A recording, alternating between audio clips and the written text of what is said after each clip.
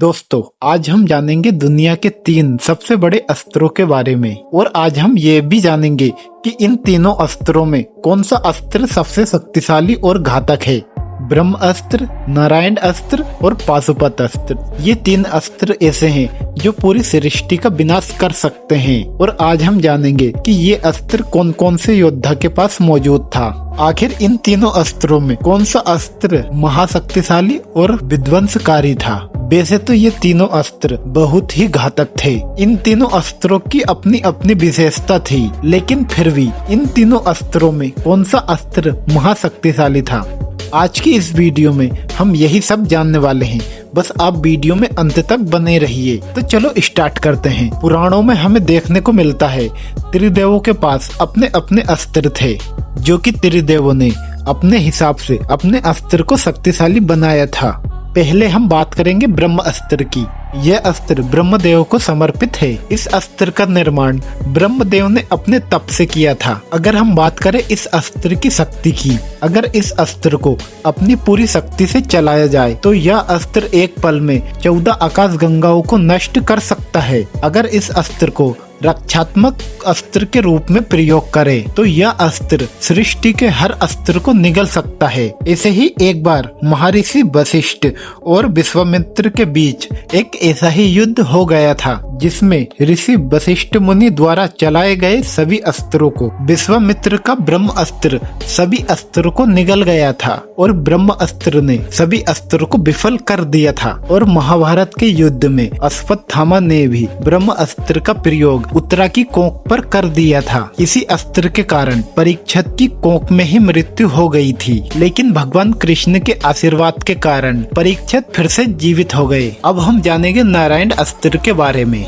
नारायण अस्त्र भगवान नारायण को समर्पित है, शांति का प्रतीक है, लेकिन फिर भी इस अस्त्र का प्रयोग करने पर यह बहुत घातक हो सकता है। यह अस्त्र भी ब्रह्म अस्त्र जैसा ही घातक अस्त्र माना गया है। नारायण अस्त्र का विरोध करने पर यह अस्त्र और भी घातक हो जाता है। एक ऐसा ही किस्सा हमें महाभारत युद्ध में देखने को मिलता है। गुरु द्रोणाचार्य की मौत हो जाने के पश्चात दूसरे दिन अश्वत्थामा ने नारायण अस्त्र का प्रयोग कर लिया था, जिससे बचाव हेतु पांडव सेना ने अपने सभी हथियारों को जमीन पर रखकर नारायण अस्त्र से क्षमा याचना करी थी, जिसके चलते नारायण अस्त्र वापस हो गया था। क्योंकि इस अस्त्र का तोड़ भगवान कृष्ण को पहले से ही पता था, क्योंकि नारायण अस्त्र शांति का प्रतीक है।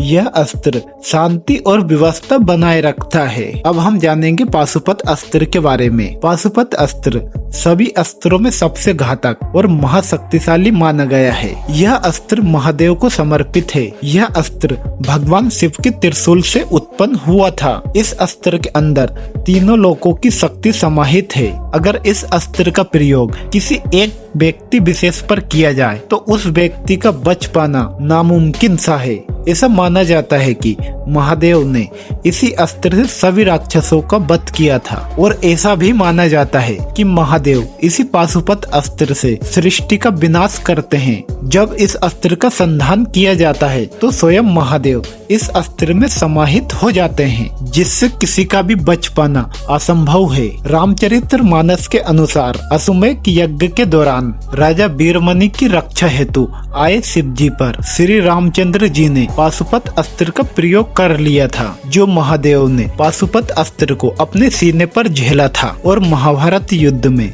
अर्जुन के पास पाशुपत अस्त्र मौजूद था, तब भी अश्वत्थामा के नारायण अस्त्र और ब्रह्म अस्त्र के जवाब हेतु श्री कृष्ण ने अर्जुन से पाशुपत अस्त्र का प्रयोग करने का नहीं बोला, क्योंकि श्री कृष्ण जानते थे पाशुपत अस्त्र की शक्ति। तो दोस्तों, वैसे तो तीनों अस्त्र महान हैं, तीनों अस्त्र की अपनी अपनी विशेषताएं हैं, लेकिन फिर भी पाशुपत अस्त्र सबसे शक्तिशाली और घातक हथियार है, जिसका प्रयोग कभी भी नहीं किया गया था। आशा करता हूँ हमारी ये छोटी सी वीडियो आपको पसंद आई होगी। तो प्लीज वीडियो को लाइक और चैनल को सब्सक्राइब जरूर करना।